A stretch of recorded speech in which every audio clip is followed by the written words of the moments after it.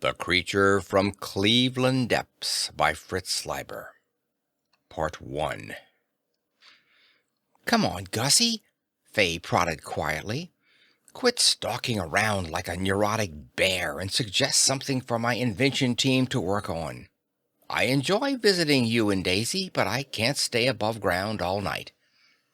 If being outside the shelters makes you nervous, don't come around anymore," Gusterson told him, continuing to stalk. "Why doesn't your invention team think of something to invent? Why don't you? Ha!" In the ha lay triumphant condemnation of a whole way of life. "We do," Fay responded imperturbably, "but a fresh viewpoint sometimes helps." "I'll say it does. Fay, you burglar. I'll bet you've got 20 people like myself you milk for free ideas. First you irritate their bark and then you make the rounds every so often to draw off the latex or the maple gloop." Fay smiled. "It ought to please you that society still has a use for you ultra-inner-directed types. It takes something to make a junior executive stay above ground after dark when the missiles are on the prowl. Society can't have much use for us or it'd pay us something," Gusterson sourly asserted, staring blankly at the tankless TV and kicking it lightly as he passed on. "No, you're wrong about that, Gussie. Money's not the key goad with you inner-directeds. I got that straight from our motivations chief."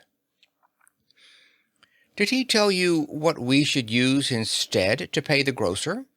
A deep inner sense of achievement, maybe? Fay, why should I do any free thinking for microsystems?" "I'll tell you why, Gussie. Simply because you get a kick out of insulting us with sardonic ideas. If we take one of them seriously, you think we're degrading ourselves, and that pleases you even more. Like making someone laugh at a lousy pun." Gusterson held still in his roaming and grinned. "That's the reason, huh?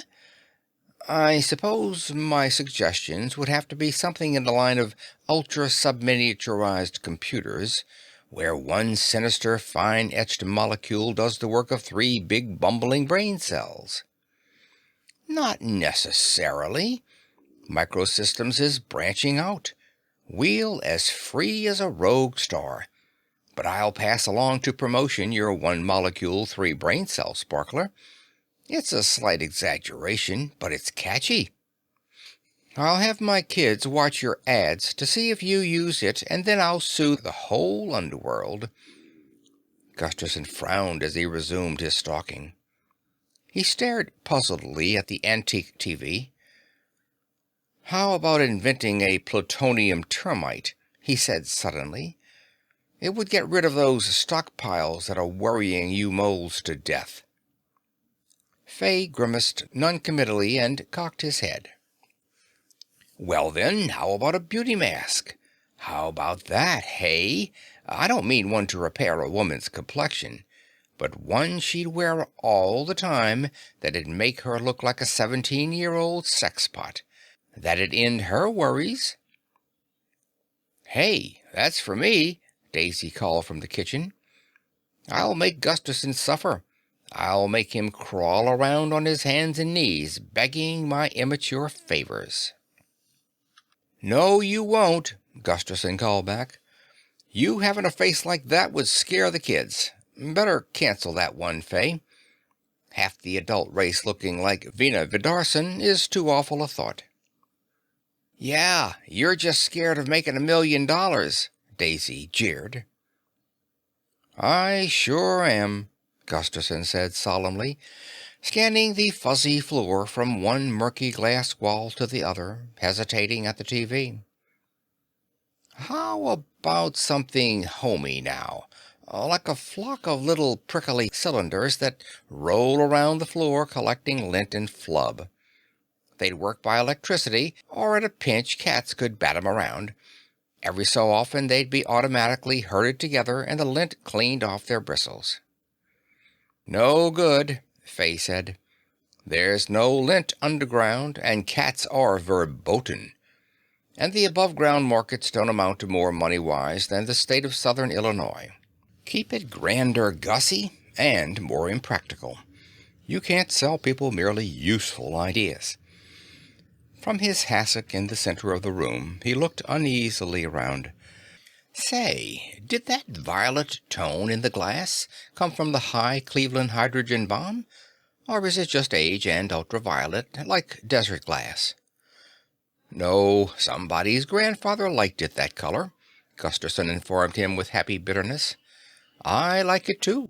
The glass, I mean, not the tint. People who live in glass houses can see the stars, especially when there's a window-washing streak in their germplasm. Gussie, why don't you move underground? Fay asked, his voice taking on a missionary note. It's a lot easier living in one room, believe me. You don't have to tramp from room to room hunting things. I like the exercise, Gusterson said stoutly. But I bet Daisy'd prefer it underground, and your kids wouldn't have to explain why their father lives like a red Indian, not to mention the safety factor and insurance saving and a crypt church within easy slide-walk distance. Incidentally, we see the stars all the time, better than you do, by repeater. Stars by repeater, Gusterson murmured to the ceiling, pausing for God to comment. Then, no, Fay, even if I could afford it and stand it, I'm such a bad luck, Harry, that just when I got us all safely stowed in the N-1 sublevel, the Soviets would discover an earthquake bomb that struck from below, and I'd have to follow everybody back to the treetops. Hey, how about bubble homes in orbit around Earth? Microsystems could subdivide the world's most spacious suburb, and all you moles could go ellipsing. Safe is as safe as there is. No air, no shockwaves. Free fall's the ultimate in restfulness. Great health benefits. Commute by rocket, or better yet, stay home and do all your business by TV telephone, or by Waldo if it were that sort of thing. Even pet your girl by remote control. She in her bubble, you in yours, whizzing through vacuum. Oh, damn, damn, damn, damn, damn! He was glaring at the blank screen on the TV, his big hands clenching and unclenching. Don't let Fay give you apoplexy. He's not worth it, Daisy said, sticking her trim head in from the kitchen, while Fay inquired anxiously, Gussie, what's the matter? Nothing, you worm, Gusterson roared, except that an hour ago I forgot to tune in on the only TV program I wanted to hear this year. Finnegan's Wake, scored for English, Gaelic, and Brogue. Oh, damn, damn, damn. Too bad, Fay said lightly. I didn't know they were releasing it on flat TV, too. Well, they were. Some things are too damn big to keep completely underground. And I had to forget. I'm always doing it. I miss everything. Look here, you rat. He blatted suddenly at Fay, shaking his finger under the latter's chin. I'll tell you what you can have that ignorant team of yours invent. They can fix me up with a mechanical secretary that I can feed orders into, and that'll remind me when the exact moment comes to listen to TV or phone someone or mail in a story or write a letter or pick up a magazine or look at an eclipse or a new orbiting station or fetch the kids from school or buy Daisy a bunch of flowers or whatever it is. It's got to be something that's always with me, not something I have to go and consult or that I can get sick of and put down somewhere. And it's got to remind me forcibly enough so that I take notice and don't just shrug it aside, like I sometimes do even when Daisy reminds me of things. That's what your stupid team can invent for me. If they do a good job, I'll pay 'em as much as $50. That doesn't sound like anything so very original to me, Fay commented coolly, leaning back from the wagging finger. I think all senior executives have something of that sort. At least their secretary keeps some sort of file. I'm not looking for something with spiked falsies and nylons up to the neck, interjected Gusterson, whose ideas about secretaries were a trifle lurid. I just want a mech reminder, that's all. Well, I'll keep the idea in mind, Faye assured him, along with the bubble homes and beauty masks. If we ever develop anything along those lines, I'll let you know. If it's a beauty mask, I'll bring Daisy a pilot model to use to scare strange kids. He put his watch to his ear. Good Lord, I'm going to have to cut to make it underground before the main doors close. Just 10 minutes to second curfew. Bye, Gus. Bye, Days. 2 minutes later, living room lights out, they watched Faye's foreshortened ant-like figure scurrying across the balding, ill-lit park toward the nearest escalator. Gusterson said, "Weird to think of that big, bright, space-poor glamour basement stretching around everywhere underneath. Did you remind Smitty to put a new bulb in the elevator?" "The Smiths moved out this morning," Daisy said tonelessly. "They went underneath." "Like cockroaches," Gusterson said. "Cockroaches leaving a stinking apartment building. Next, the ghosts will be retreating to the shelters." "Anyhow, from now on we're our own janitors," Daisy said. He nodded. "Just leaves 3 families besides us loyal to this glass death trap. Not counting ghosts." He sighed. Then, "You like to move below, Daisy?" he asked softly, putting his arm lightly across her shoulders. "Get a woozy eye full of the bright lights and all for a change? Be a rat for a while? Maybe we're getting too old to be bats. I could scrounge me a company job and have a thinking closet all to myself and 2 secretaries with stainless steel breasts. Life'd be easier for you and a lot cleaner, and you'd sleep safer." "That's true," she answered, and paused. She ran her fingertips slowly across the murky glass, its violet tint barely perceptible against a cold, dim light across the park. "But somehow," she said, snaking her arm around his waist, "I don't think I'd sleep happier, or one bit excited." End of Part 1. Part 2 of The Creature from Cleveland Depths. 3 weeks later, Faye, dropping in again, handed to Daisy the larger of the 2 rather small packages he was carrying. "It's a so-called beauty mask," he told her, "complete with wig, eyelashes, and wettable velvet lips. It even breathes, pinholed elastiskin with a static adherence charge. But microsystems had nothing to do with it, thank God. Beauty Tricks put it on the market 10 days ago, and it's already started a teenage craze. Some boys are wearing them too, and the police are yipping at Tricks for encouraging transvestism with psychic repercussions." "Didn't I hear somewhere that Tricks is a secret subsidiary of Micro?" Gusterson demanded, rearing up from his ancient electric typewriter. "No, you're not stopping me writing, Faye. It's the gut of evening. If I do any more, I won't have any juice to start with tomorrow. I've got another of my insanity thrillers moving, a real id teaser. In this one, not only all the characters are crazy, but the robot psychiatrist, too." "The vending machines are jumping with insanity novels," Faye commented.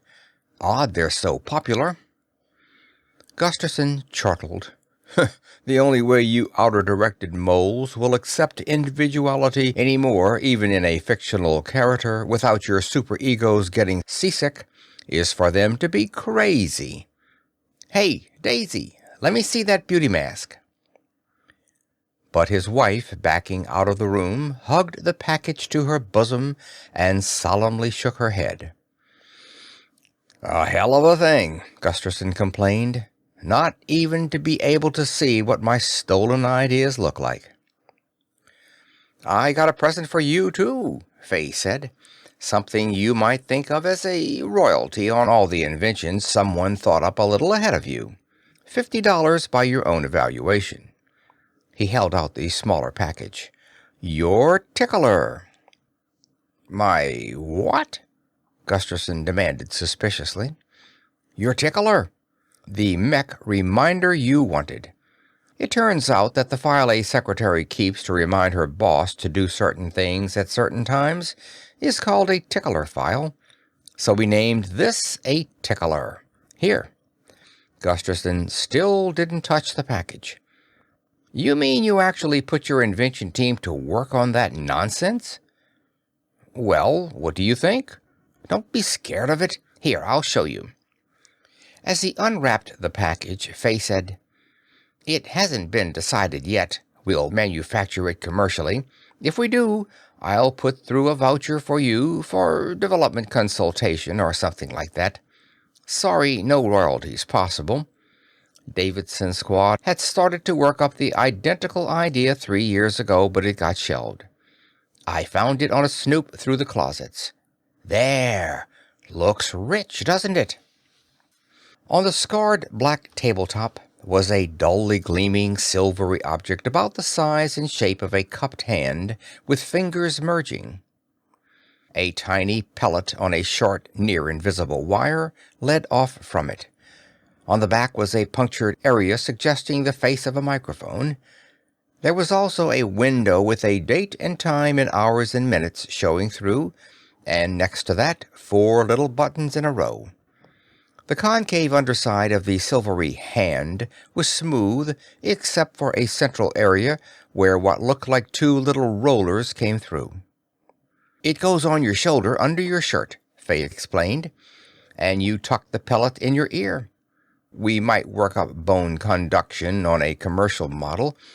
Inside is an ultra-slow, fine wire recorder holding a spool that runs for a week.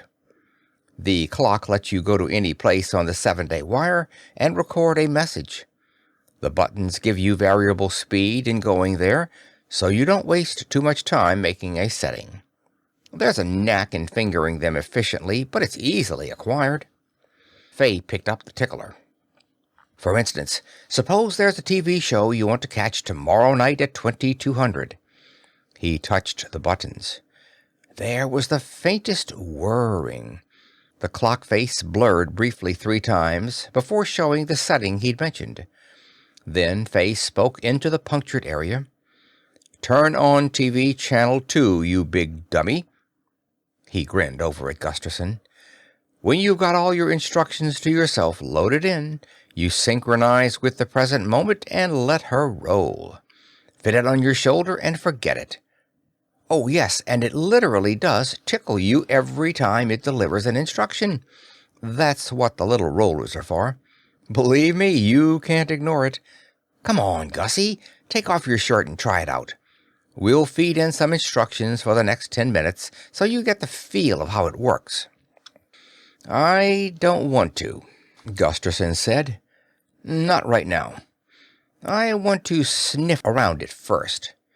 My God, it's small. Besides everything else it does it think? Don't pretend to be an idiot, Gussie. You know very well that even with ultra-sub-micro, nothing quite this small can possibly have enough elements to do any thinking. Gusterson shrugged. I don't know about that. I think bugs think. Faye groaned faintly. Bugs operate by instinct, Gussie, he said. A patterned routine. They do not scan situations and consequences and then make decisions. I don't expect bugs to make decisions, Gusterson said. For that matter, I don't like people who go around all the time making decisions. Well, you can take it from me, Gussie, that this Tickler is just a miniaturized wire recorder and clock, and a Tickler. It doesn't do anything else. Not yet. Maybe, Gusterson said darkly. Not this model. Faye, I'm serious about bugs thinking. Or if they don't exactly think, they feel. They've got an interior drama, an inner glow. They're conscious. For that matter, Faye, I think all your really complex electronic computers are conscious too. Quit kidding, Gussie. Who's kidding?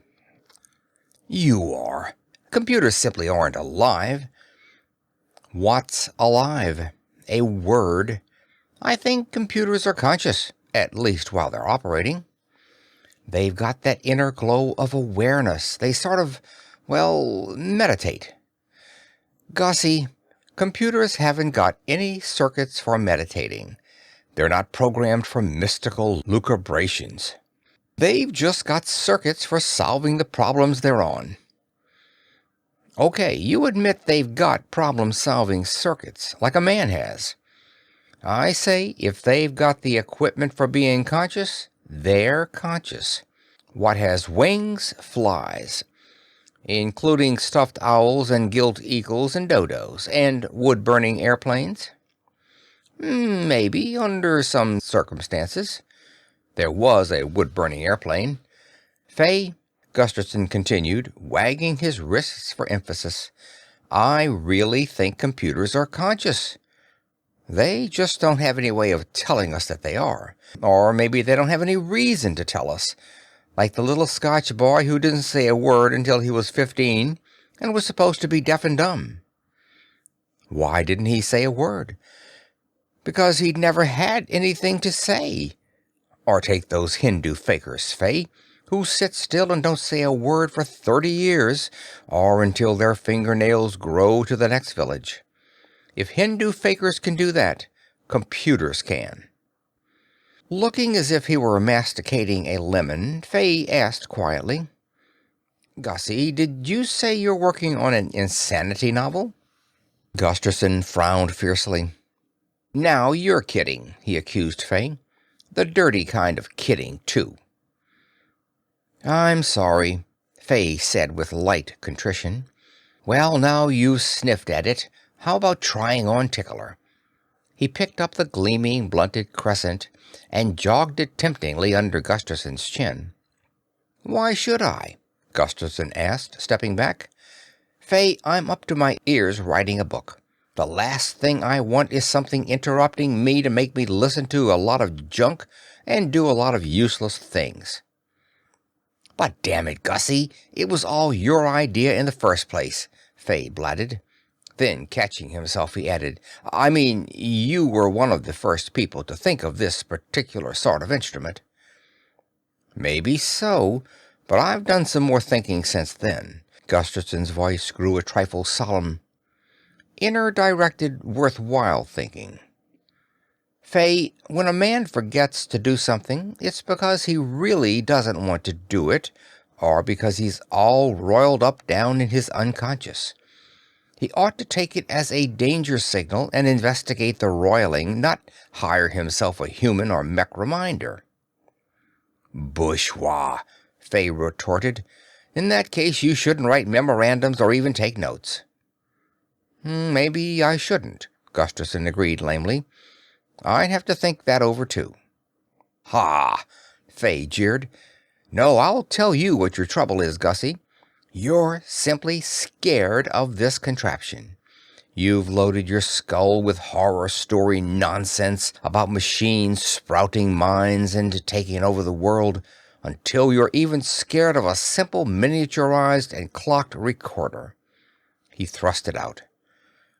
Maybe I am, Gusterson admitted, controlling a flinch. Honestly, Fay, that thing's got a gleam in its eye as if it had ideas of its own. Nasty ideas. Gussie, you nut, it hasn't got an eye. Not now, no.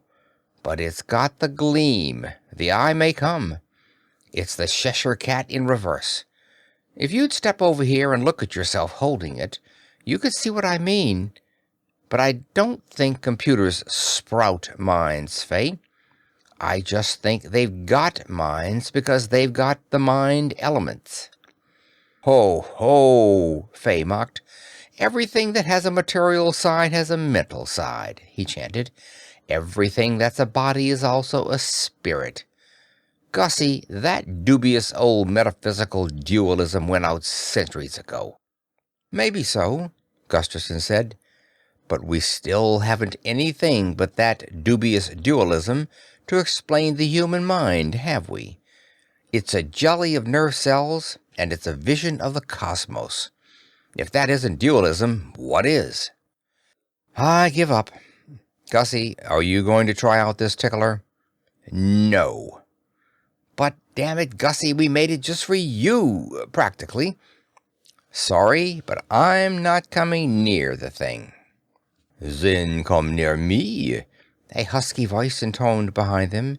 Tonight I want a man. Standing in the doorway was something slim in a short silver sheath. It had golden bangs and the haughtiest snub-nosed face in the world. It slunk toward them. My God, Vina Vidarson! Gustafson yelled. Daisy, that's terrific!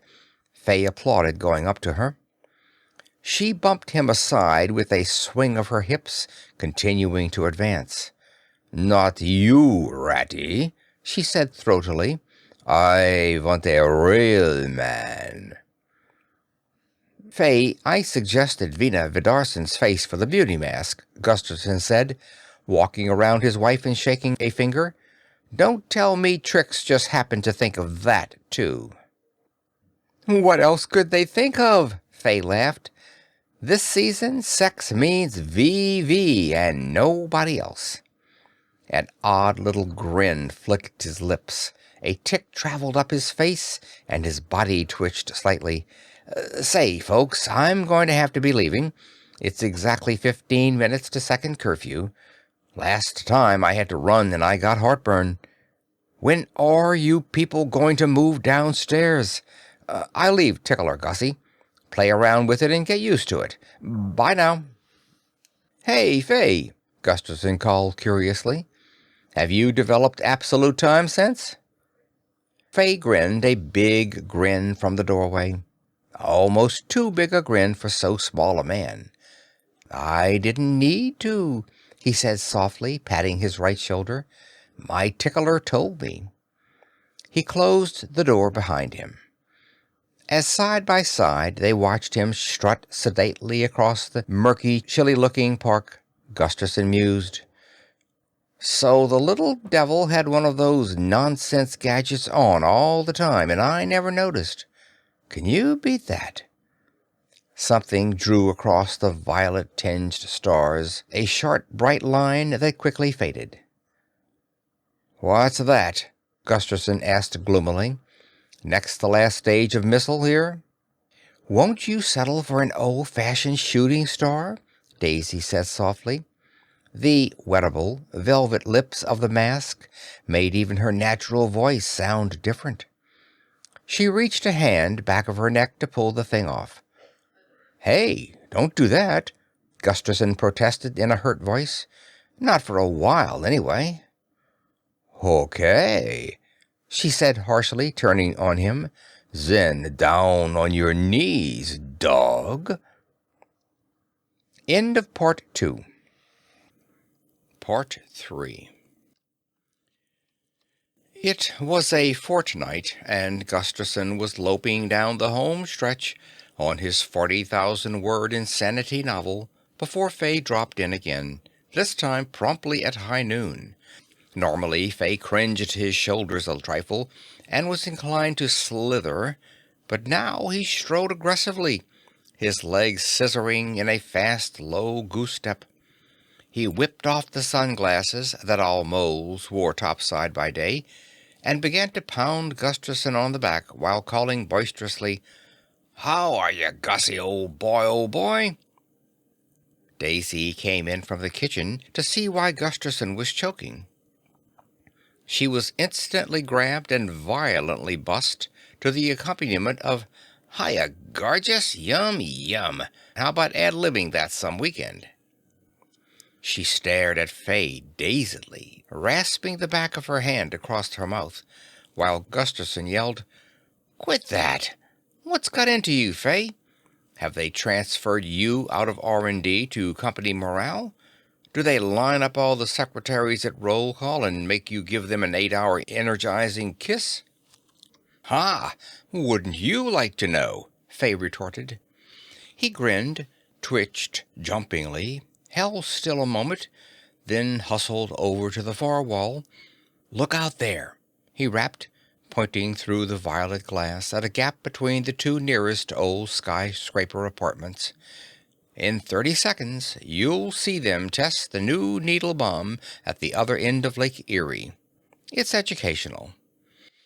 He began to count off seconds, vigorously semaphoring his arms. 2, 3. Gussie, I've put through a voucher for 2 yards for you. Budgeting squawked, but I pressured 'em. Daisy squealed. Yards? Are those dollar thousands? While Gusterson was asking, Then you're marketing the Tickler?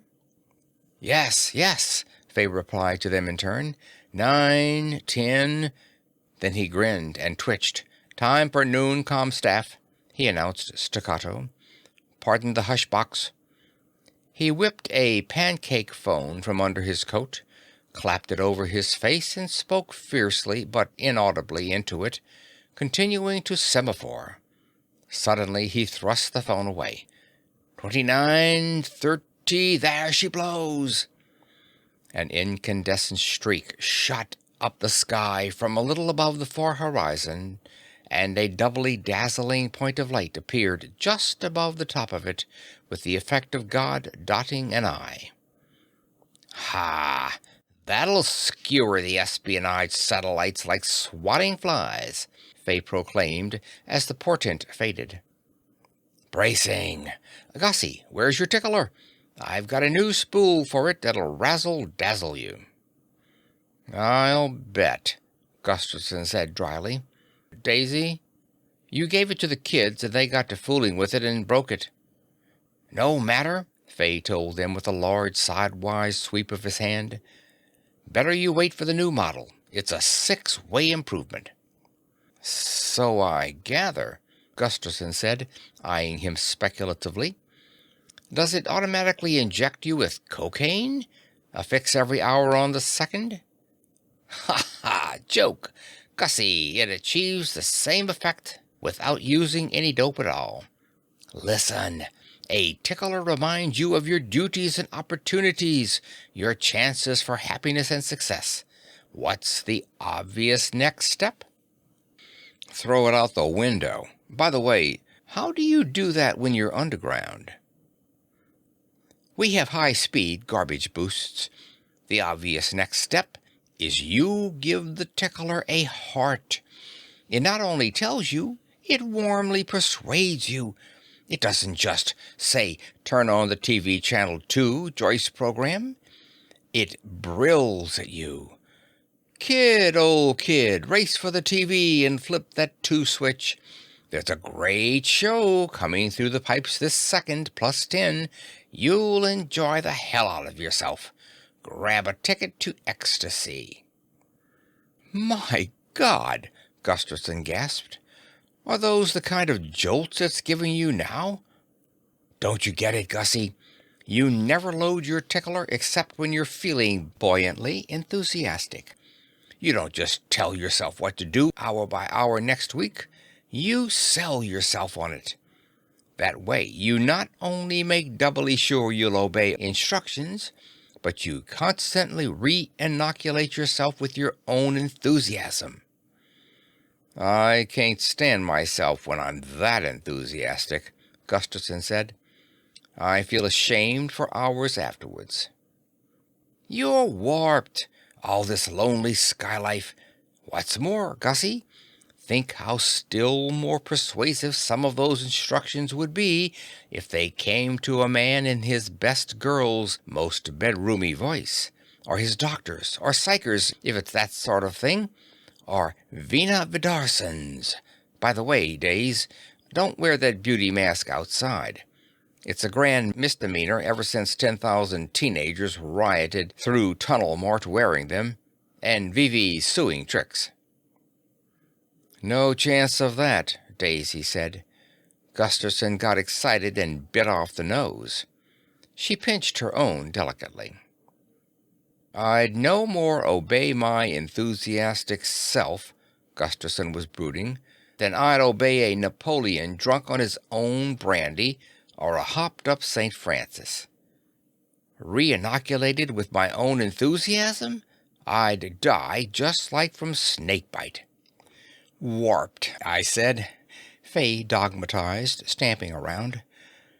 "Gussie, having the instructions persuasive instead of neutral turned out to be only the opening wedge. The next step wasn't so obvious, but I saw it.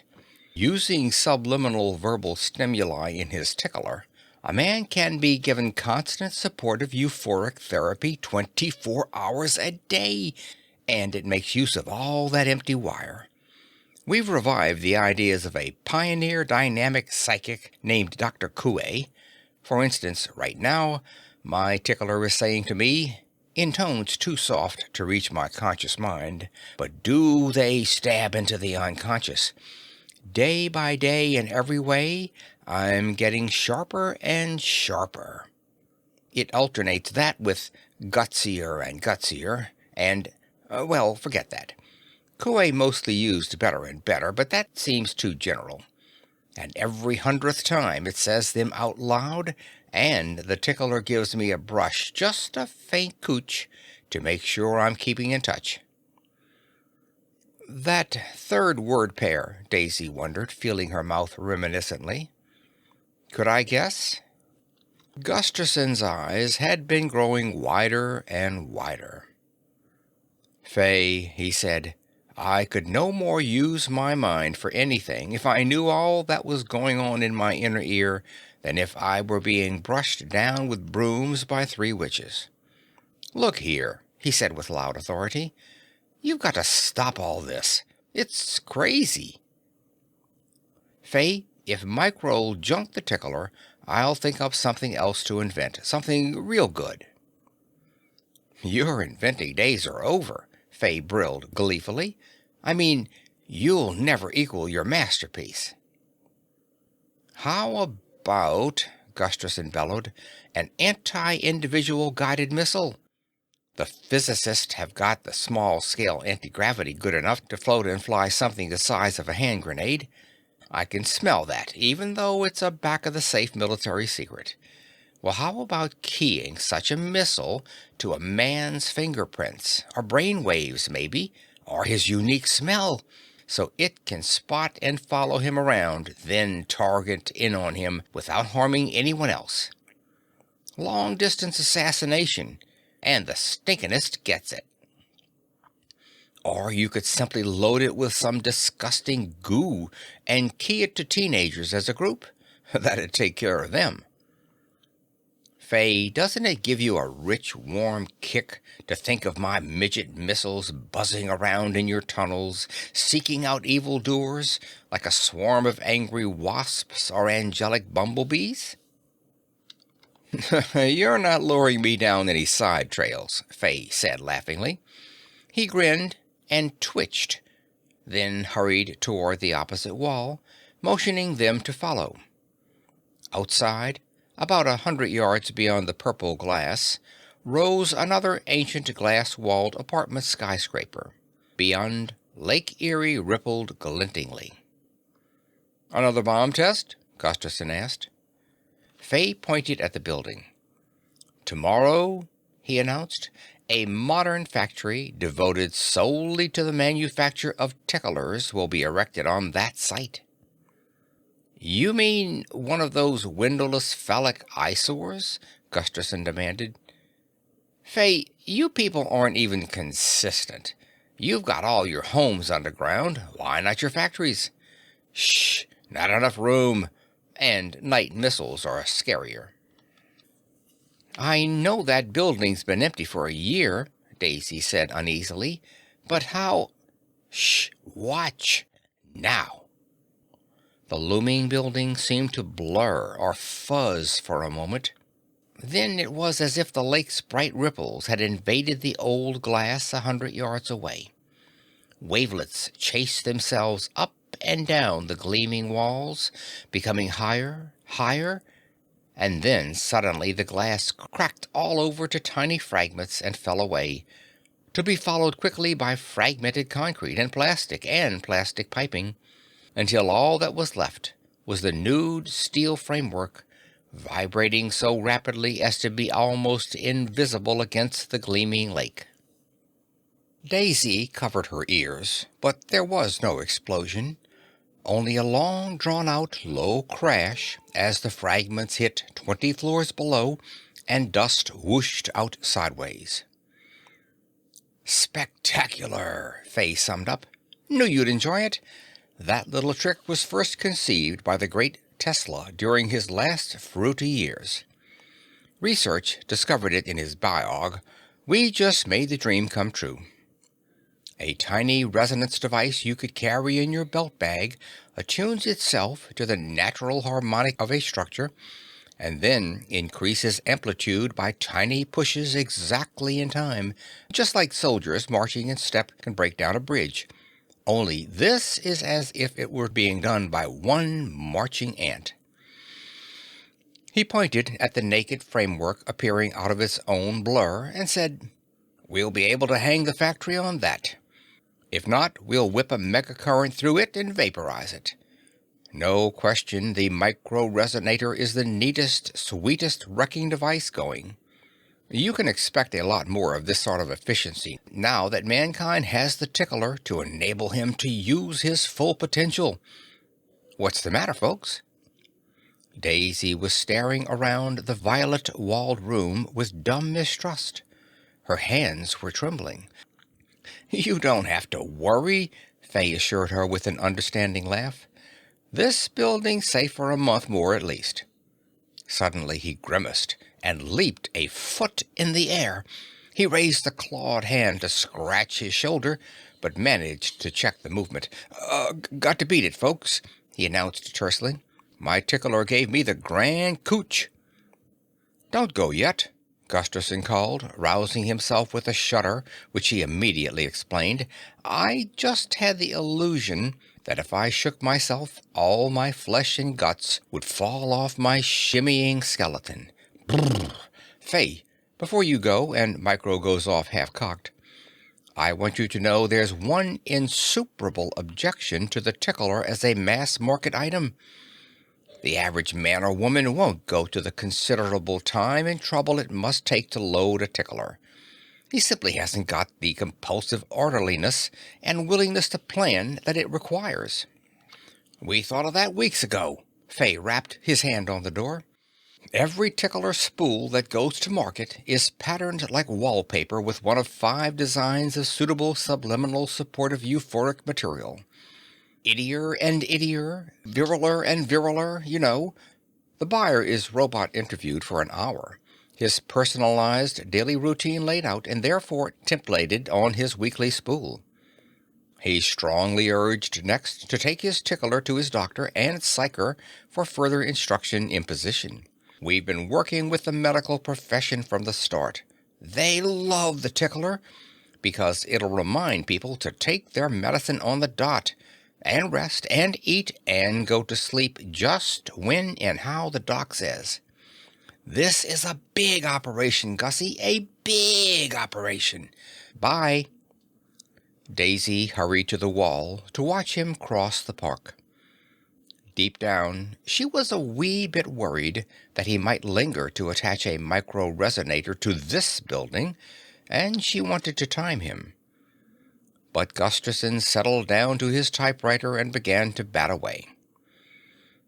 "I want to have another novel started," he explained to her, "before the ant marches across this building in about 4.5 weeks, or a million sharp little gutsy guys come swarming out of the ground and heave it into Lake Erie." End of Part 3. Part 4. Early next morning, windowless walls began to crawl up the stripped skyscraper between them and the lake. Daisy pulled the blackout curtains on that side. For a day or two longer their thoughts and conversations were haunted by Gusterson's vague sardonic visions of a horde of Tickler-energized moles pouring up out of the tunnels to tear down the remaining trees, tank the atmosphere, and perhaps somehow dismantle the stars, at least on this side of the world. But then they both settled back into their customary easy-going routines. Gusterson typed. Daisy made her daily shopping trip to a little topside daytime store and started painting a mural on the floor of the empty apartment next theirs but one. We ought to lasso some neighbors, she suggested once. I need somebody to hold my brushes and admire. How about you making a trip below at the cocktail hours, Gusterson, and picking up a couple of girls for a starter? Flash the old viriler charm, cooch them up a bit, emphasize the delights of high living, but make sure they're compatible roommates. You could pick up that 2-yard check from Micro at the same time. You're an immoral, money-ravenous wench, Gusterson said absently, trying to dream up an insanity beyond insanity that would make his next novel a real id-rousing best vendor. If that's your vision of me, you shouldn't have chewed up the VV mask. I'd really prefer you with green stripes, he told her.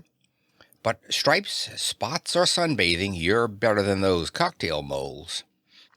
Actually, both of them acutely disliked going below.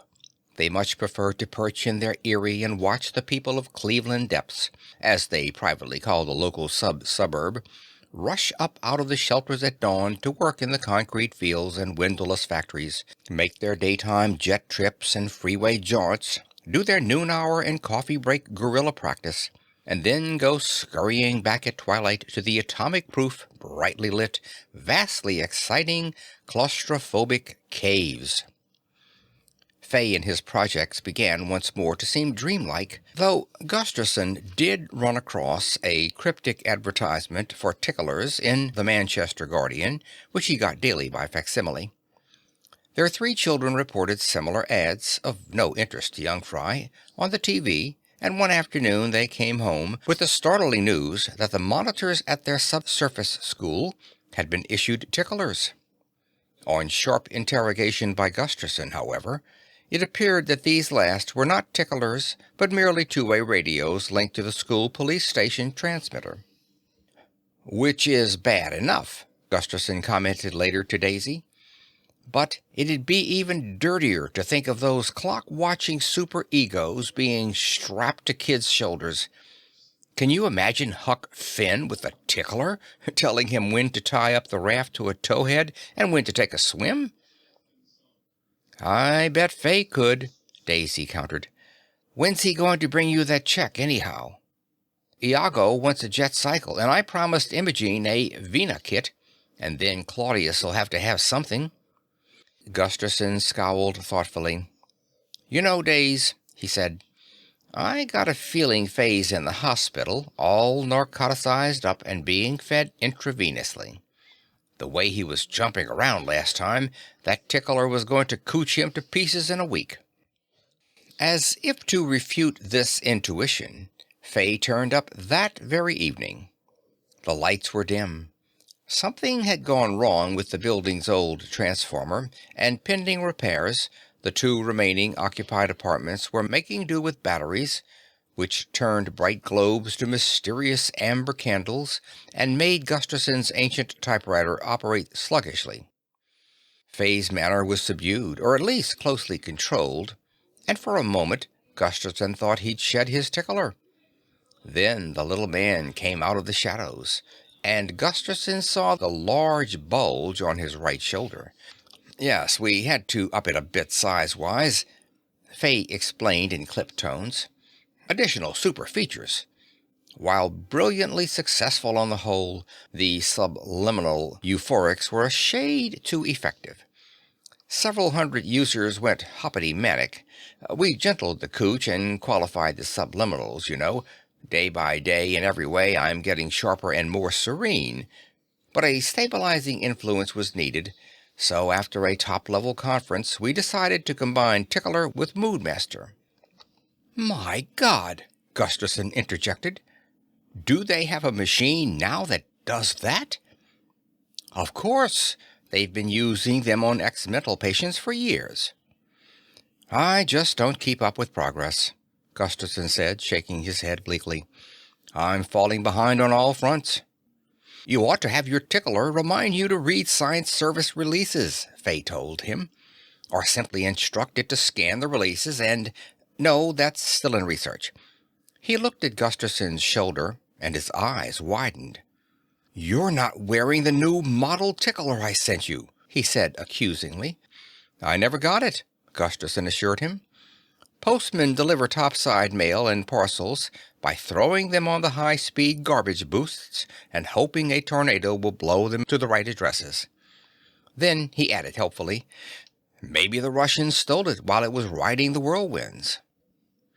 That's not a suitable topic for jesting, Fay frowned. We're hoping that Tickler will mobilize the full potential of the free world for the first time in history. Gustafson, you are going to have to wear a ticky-tick.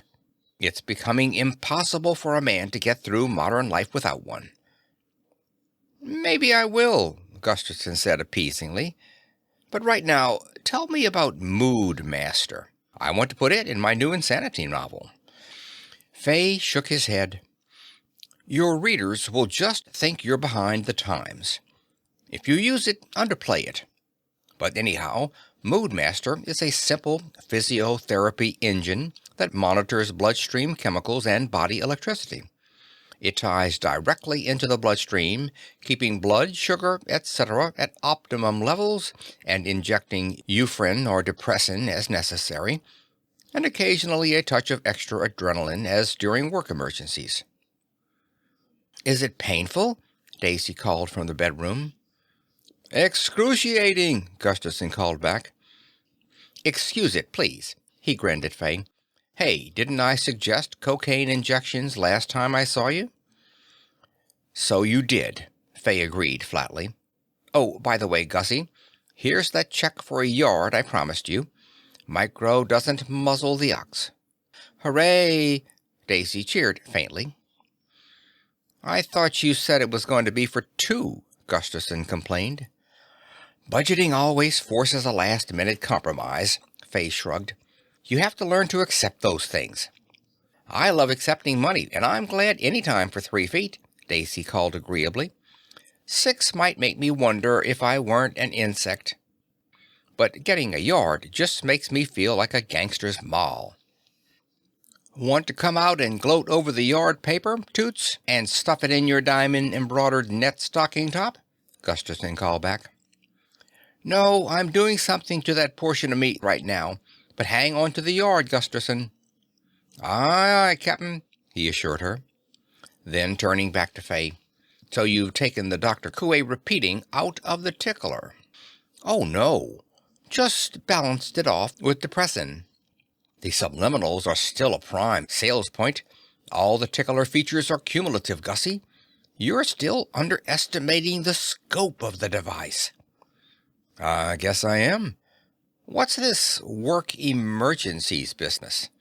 If you're using the tickler to inject drugs into workers to keep them going, that's really just my cocaine suggestion modernized, and I'm putting in for another thou.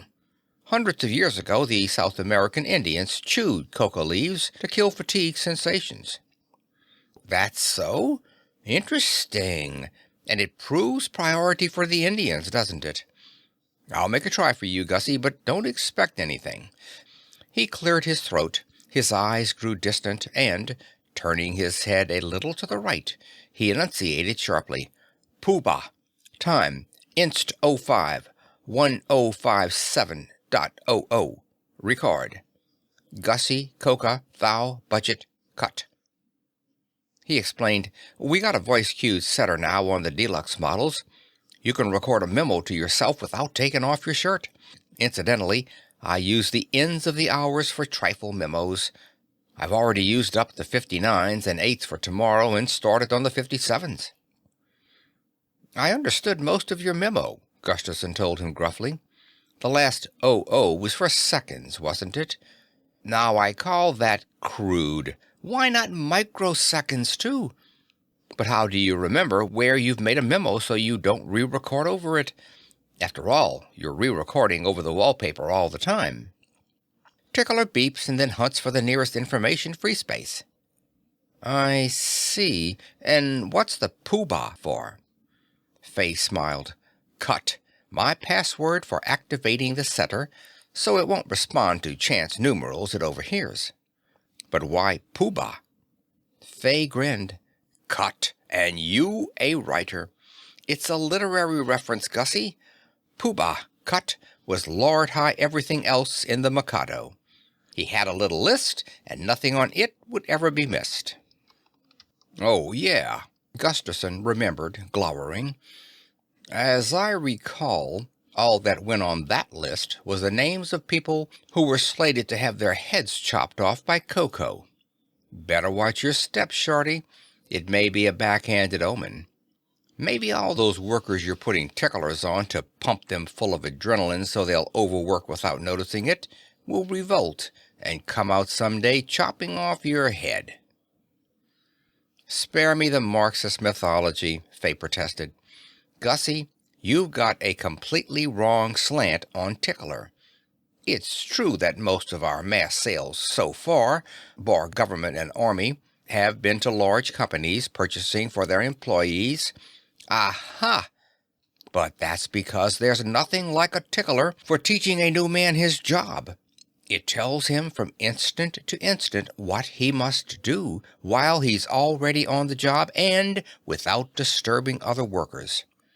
Magnetizing a wire with a job pattern is the easiest thing going. And you'd be astonished what the subliminals do for employee morale. It's this way, Gussie. Most people are too improvident and unimaginative to see in advance the advantages of ticklers. They buy one because the company strongly suggests it, and payment is on easy installments withheld from salary. They find a tickler makes the workday go easier. The little fellow perched on your shoulder is a friend exuding comfort and good advice. The first thing he's set to say is, "Take it easy, pal." Within a week, they're wearing their ticklers 24 hours a day and buying a tickler for the wife, so she'll remember to comb her hair and smile real pretty and cook favorite dishes.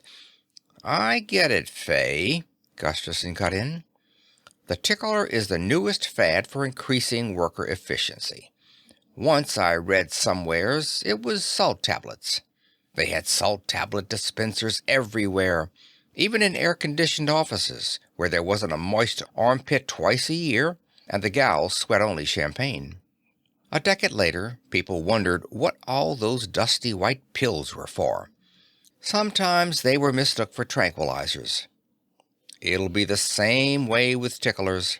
Somebody'll open a musty closet and see jumbled heaps of these gripping hand silver gadgets gathering dust curls and... They will not, Faye protested vehemently. Ticklers are not a fad. They're history changers. They're free world revolutionary. Why, before Microsystems put a single one on the market, we'd made it a rule that every micro employee had to wear one. If that's not having supreme confidence in a product... Every employee except the top executives, of course, Gusterson interrupted jeeringly. And that's not demoting you, Faye. As the R&D chief most closely involved, you'd naturally have to show special enthusiasm. But you're wrong there, Gussie, Faye crowed. Man for man, our top executives have been more enthusiastic about their personal ticklers than any other class of worker in the whole outfit. Gusterson slumped and shook his head. If that's the case, he said darkly, maybe mankind deserves the tickler. I'll say it does, Faye agreed loudly without thinking. Then, oh, can the carping, Gussie. Tickler's a great invention. Don't appreciate it just because you had something to do with its genesis. You're going to have to get in the swim and wear one. Maybe I'd rather drown horribly. Can the gloom talk too, Gussie. I said it before and I say it again. You're just scared of this new thing. Why, you even got the drapes pulled so you won't have to look at the tickler factory. Yes, I am scared, Gusterson said. Really Oh! Faye whirled around. Daisy was standing in the bedroom doorway, wearing the short silver sheath. This time there was no mask, but her bobbed hair was glitteringly silvered, while her legs, arms, hands, face, and neck, every bit of her exposed skin, was painted with beautifully even vertical green stripes. "I did it as a surprise for Gusterson," she explained to Faye. "He says he likes me this way. The green glob's supposed to be smudge-proof." Gusterson did not comment.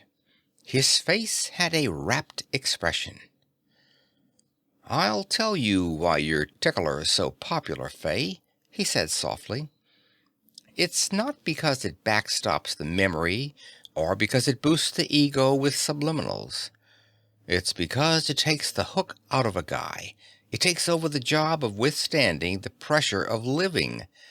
See, Faye, here are all these little guys in this subterranean rat race, with atomic death squares and chromium-plated reward squares, and enough money if you pass go almost to get to go again.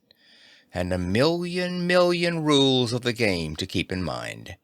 Well, here's this one little guy, and every morning he wakes up and there's all these things he's got to keep in mind to do, or he'll lose his turn 3 times in a row and maybe a terrible black rook in armor'll loom up and bang him off the chessboard.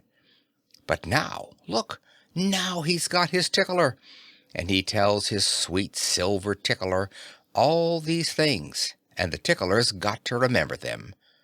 Of course he'll have to do them eventually, but meanwhile the pressure's off him. The hook's out of his short hairs. He shifted the responsibility. "Well, what's so bad about that?" Faye broke in loudly. "What's wrong with taking the pressure off little guys? Why shouldn't Tickler be a superego surrogate? Micro's motivations chief noticed that positive feature straight off and scored it 3 pluses. Besides, it's nothing but a gaudy way of saying that Tickler backstops the memory. Seriously, Gussie, what's so bad about it?" "I don't know," Gusterson said slowly, his eyes still far away. "I just know it feels bad to me." He crinkled his big forehead. "Well, for one thing," he said, "it means that a man's taking orders from something else. He's got a kind of master. He's sinking back into a slave psychology." "He's only taking orders from himself," Faye countered disgustedly. "Tickler's just a mech reminder, a notebook. In essence, no more than the back of an old envelope. It's no master." "Are you absolutely sure of that?" Gusterson asked quietly. "Why, Gussie, you big oaf," Faye began heatedly. Suddenly, his features quirked and he twitched. "Excuse me, folks," he said rapidly, heading for the door, "but my tickler told me I gotta go." "Hey, Faye, don't you mean you told your tickler to tell you when it's time to go?" Gusterson called after him. Faye looked back in the doorway. He wet his lips, his eyes moved from side to side. "I'm not quite sure," he said in an odd, strained voice, and darted out. Gusterson stared for some seconds at the pattern of emptiness Faye had left. Then he shivered. Then he shrugged. "I must be slipping," he muttered. "I never even suggested something for him to invent." Then he looked around at Daisy, who was still standing poker-faced in her doorway. "Hey, you look like something out of the Arabian Nights," he told her. "Are you supposed to be anything special? How far do those stripes go, anyway?" "You could probably find out," she told him coolly. "All you have to do is kill me a dragon or 2 first." He studied her. "My God," he said reverently. "I really have all the fun in life. What do I do to deserve this?" "You've got a big gun," she told him, and you go out in the world with it and hold up big companies and take yards and yards of money away from them in rolls like ribbon and bring it all home to me." "Don't say that about the gun again," he said. "Don't whisper it. Don't even think it. I've got one, damn it. 38 caliber yet. And I don't want some psionic monitor with two-way clairaudience they haven't told me about catching the whisper and coming to take the gun away from us. It's one of the few individuality symbols we've got left." Suddenly Daisy whirled away from the door, spun 3 times so that her silvered hair stood out like a metal coolie hat, and sank to a curtsy in the middle of the room. "I've just thought of what I am," she announced, fluttering her eyelashes at him. "I'm a sweet silver tickler with green stripes." End of Part 4.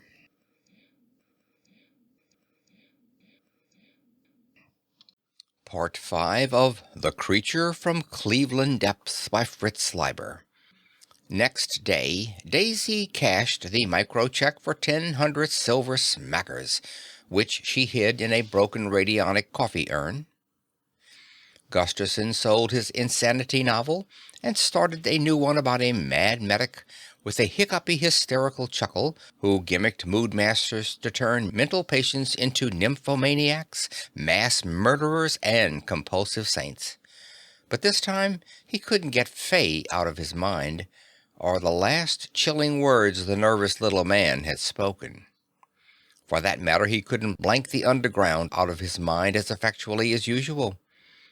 He had the feeling that a new kind of mole was loose in the burrows, and that the ground at the foot of their skyscraper might start humping up any minute.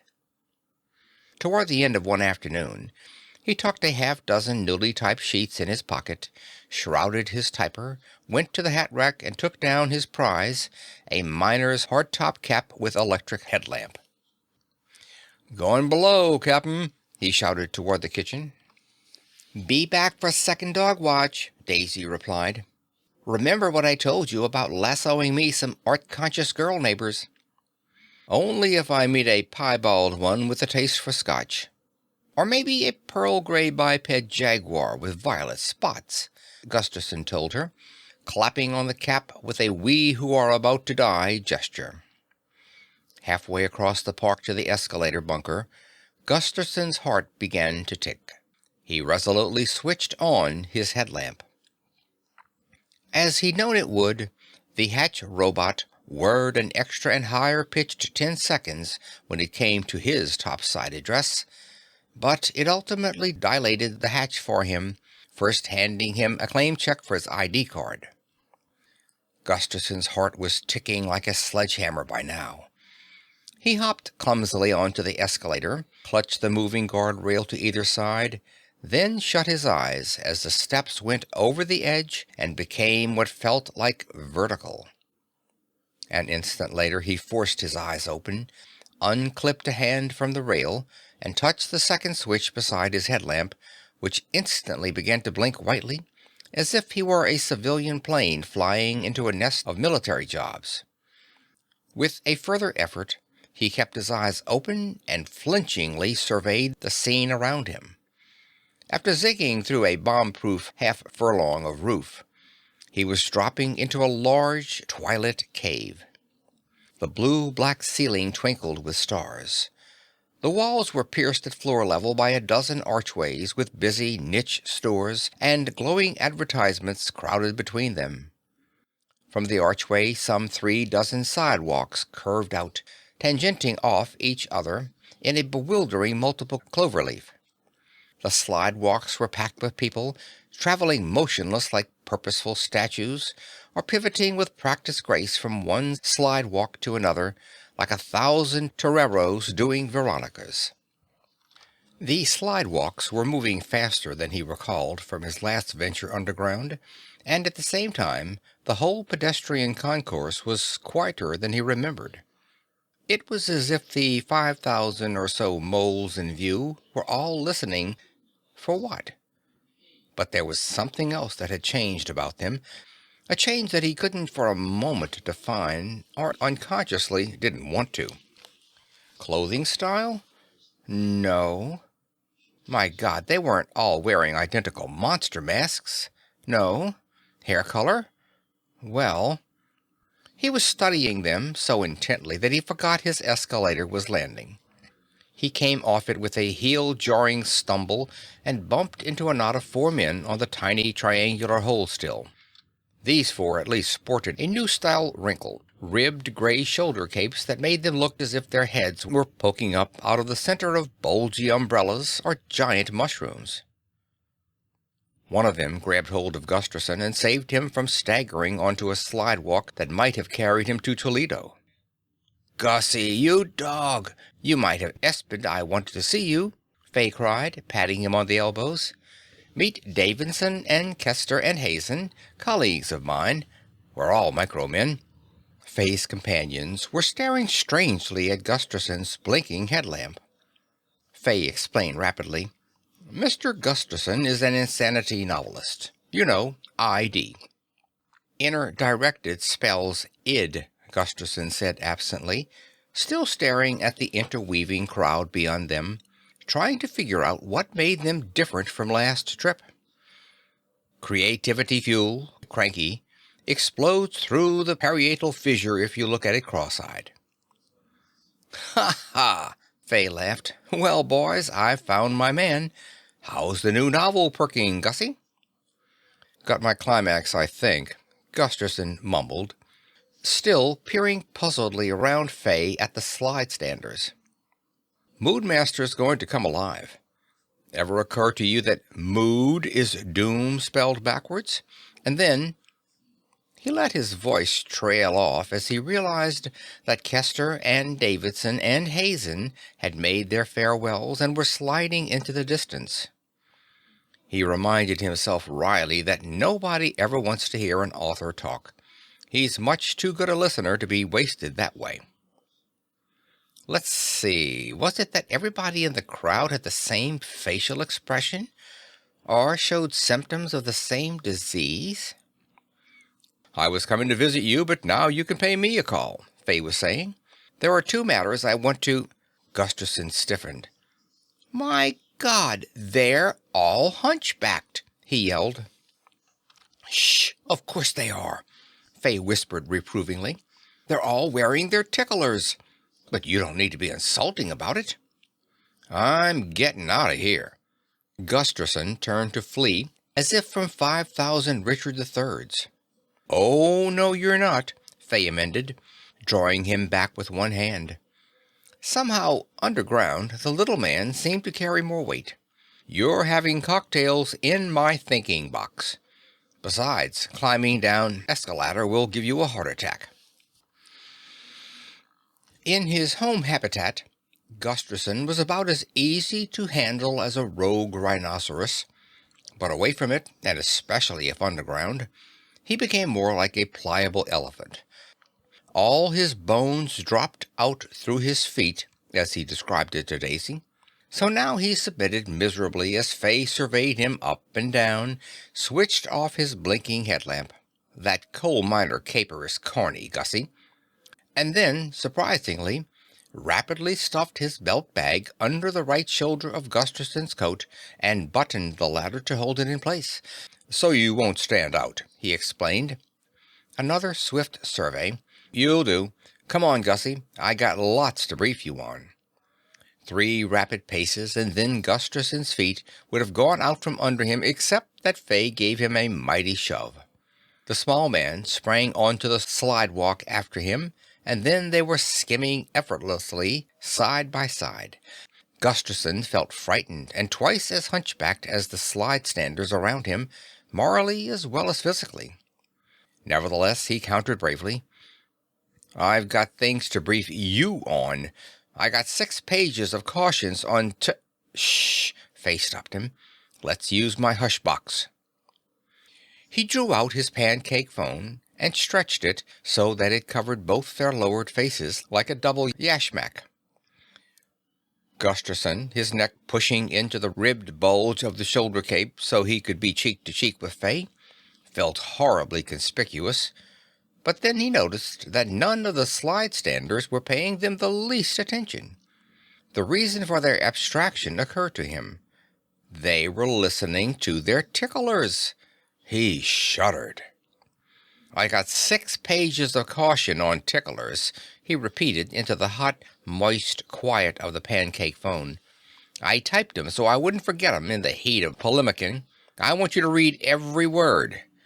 Faye, I've had it on my mind ever since I started wondering whether it was you or your tickler made you duck out of our place last time you were there. I want you to—" "Ha ha ha! All in good time." In the pancake phone, Faye's laugh was brassy. "But I'm glad you've decided to lend a hand, Gussie. This thing is moving fast. Nationwide, adult underground ticklerization is 90% complete." "I don't believe that," Gusterson protested, while glaring at the hunchbacks around them. The slidewalk was gliding down a low globe-ceiling tunnel, lined with doors and advertisements. Rapt people were pirouetting on and off. "A thing just can't develop that fast, Faye. It's against nature." "Ha! But we're not in nature. We're in culture. The progress of an industrial scientific culture is geometric. It goes n times as many jumps as it takes. More than geometric, exponential. Confidentially, Micro's math chief tells me we're currently on a 4th power progress curve trending into a 5th. "You mean we're going so fast we got to watch out we don't bump ourselves in the rear when we come around again?" Gusterson asked, scanning the tunnel ahead for curves. "Or just shoot straight up to infinity?" "Exactly. Of course, most of the last power and a half is due to Tickler itself. Gussie, the Tickler's already eliminated absenteeism, alcoholism, and abulia in numerous urban areas, and that's just one letter of the alphabet. If Tickler doesn't turn us into a nation of photo-memory constant creative flow geniuses in 6 months, I'll come live topside." "You mean because a lot of people are standing around glassy-eyed listening to something mumble in their ear that it's a good thing?" "Gussie, you don't know progress when you see it. Tickler is the greatest invention since language. Bar none, it's the greatest instrument ever devised for integrating a man into all phases of his environment. Under the present routine, a newly purchased Tickler first goes to government and civilian defense for primary patterning, then to the purchaser's employer, then to his doctor psycher, then to his local bunker captain, and then to him. Everything that's needful for a man's welfare gets on the spools. Efficiency cubed. Incidentally, Russia's got the Tickler now. Our dip satellites have photographed it. It's like ours, except the commies wear it on the left shoulder. But they're 2 weeks behind us development-wise, and they'll never close the gap." Gusterson reared up out of the pancake phone to take a deep breath. A sulky-lipped, sylph-figured girl 2 feet from him twitched, medium cooch, he judged, then fumbled in her belt bag for a pill and popped it in her mouth. "Hell, the Tickler's not even efficient yet about little things," Gusterson blatted, diving back into the privacy yashmak he was sharing with Faye. "Why'n't that girl's doctor have the Moodmaster component of her Tickler inject her with medicine?" "Her doctor probably wants her to have the discipline of pill-taking. Or the exercise," Faye answered glibly. "Look sharp now. Here's where we fork. I'm taking you through Micro's postern." A ribbon of slidewalk split itself from the main band and angled off into a short alley. Gusterson hardly felt the constant speed juncture as they crossed it. Then the secondary ribbon speeded up, carrying them at about 30 feet a second toward the blank concrete wall in which the alley ended. Gusterson prepared to jump, but Faye grabbed him with one hand, and with the other held up toward the wall a badge and a button. When they were about 10 feet away, The wall whipped aside, then whipped shut behind them so fast that Gusterson wondered momentarily if he still had his heels and the seat of his pants. Fay, tucking away his badge and pancake phone, dropped the button in Gusterson's vest pocket. "Use it when you leave," he said casually. "That is, if you leave." Gusterson, who was trying to read the do and don'ts posters papering the walls they were passing, started to probe that last sinister supposition, but just then the ribbon slowed, a swinging door opened and closed behind them, and they found themselves in a luxuriously furnished thinking box measuring at least 8 feet by 5. "Hey, this is something," Gusterson said appreciatively to show he wasn't an utter yokel. Then, drawing on research he'd done for period novels, "Why, it's as big as a Pullman car compartment, or a first mate's cabin in the War of 1812. You really must rate." Fay nodded, smiled wanly, and sat down with a sigh on a compact, overstuffed swivel chair. He let his arms dangle and his head sink into his puffed shoulder cape. Gusterson stared at him. It was the first time he could ever recall the little man showing fatigue.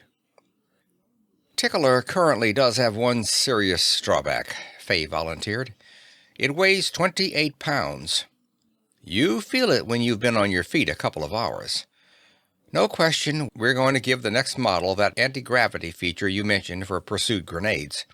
We'd have had it in this model except there were so many other things to be incorporated." He sighed again. "Why, the scanning and decision-making elements alone triple the mass." "Hey," Gusterson protested, thinking especially of the sulky-lipped girl. "Do you mean to tell me all those other people were toting 2 stone?" Fay shook his head heavily. "They were all wearing Mark III or IV. I'm wearing Mark VI, he said, as one might say, I'm carrying the genuine cross, not one of the balsa ones. But then his face brightened a little, and he went on, "Of course, the new improved features make it more than worth it, and you hardly feel it at all at night when you're lying down. And if you remember to talcum under it twice a day, no sores develop, at least not very big ones." Backing away involuntarily, Gusterson felt something prod his right shoulder blade. Ripping open his coat, he convulsively plunged his hand under it and tore out Fay's belt bag, and then set it down very gently on the top of a shallow cabinet and relaxed with the sigh of one who has escaped a great, if symbolic, danger. Then he remembered something Fay had mentioned. He straightened again. "Hey, you said it's got scanning and decision-making elements?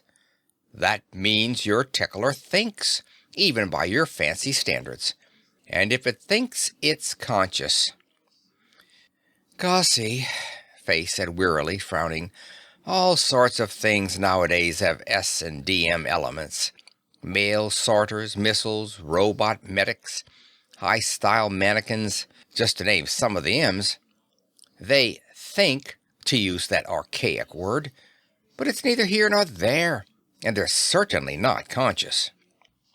"Your Tickler thinks," Gusterson repeated stubbornly, "just like I warned you it would. It sits on your shoulder, riding you like you was a pony or a starved St. Bernard, and now it thinks." "Suppose it does," Fay yawned. "What of it?" He gave a rapid, sinuous, one-sided shrug that made it look for a moment as if his left arm had 3 elbows. It stuck in Gusterson's mind, for he had never seen Fay use such a gesture, and he wondered where he'd picked it up. Maybe imitating a double-jointed microfinance chief? Fay yawned again and said, "Please, Gussie, don't disturb me for a minute or so." His eyes half closed. Gusterson studied Fay's sunken-cheeked face and the great puff of his shoulder cape. "Say, Fay," he asked in a soft voice after about 5 minutes, "are you meditating?" "Why, no," Fay responded, starting up and then stifling another yawn. Just resting a bit. I seem to get more tired these days, somehow. You'll have to excuse me, Gussie, but what made you think of meditation? Oh, I just got to wondering in that direction, Gusterson said. You see, when you first started to develop Tickler, it occurred to me that there was one thing about it that might be real good, even if you did give it the S&DM elements. It's this. Having a mech secretary to take charge of his obligations and routine in the real world might allow a man to slide into the other world, the world of thoughts and feelings and intuitions, and sort of ooze around in there and accomplish things. Know any of the people using Tickler that way, eh? Of course not, Fay denied with a bright, incredulous laugh. Who'd want to loaf around in an imaginary world and take a chance of missing out on what his Tickler's doing? I mean, on what his Tickler has in store for him, what he's told his Tickler to have in store for him. Ignoring Gusterson's shiver, Fay straightened up and seemed to brisken himself. That little slump did me good. A Tickler makes you rest, you know. It's one of the great things about it. Pooh Bah's kinder to me than I ever was to myself. He buttoned open a tiny refrigerator and took out 2 waxed cardboard cubes and handed one to Gusterson. Martini? Hope you don't mind drinking from the carton. Cheers. Now, Gussie, old pal, there are 2 matters I would like to take up with you. Hold it, Gusterson said with something of his old authority. There's something I got to get off my mind first. He pulled the typed pages out of his inside pocket and straightened them. I told you about these, he said. I want you to read them before you do anything else. Here. Fay looked toward the pages and nodded, but did not take them yet. He lifted his hands to his throat and unhooked the clasp of his cape, then hesitated. You wear that thing to hide the hump your Tickler makes? Gusterson filled in. You got better taste than those other moles. Not to hide it exactly, Fay protested, but just so the others won't be jealous. I wouldn't feel comfortable parading a free-scanning, decision-capable Mark 6 Tickler in front of people who can't buy it until it goes on open sale at 22:15 tonight. Lots of shelter folk won't be sleeping tonight. They'll be queued up to trade in their old Tickler for a Mark 6 almost as good as Pooh Bah. He started to jerk his hands apart, hesitated again with an oddly apprehensive look at the big man, then whirled off the cape. End of Part 5. Part 6. Gusterson sucked in such a big gasp that he hiccuped. The right shoulder of Fay's jacket and shirt had been cut away.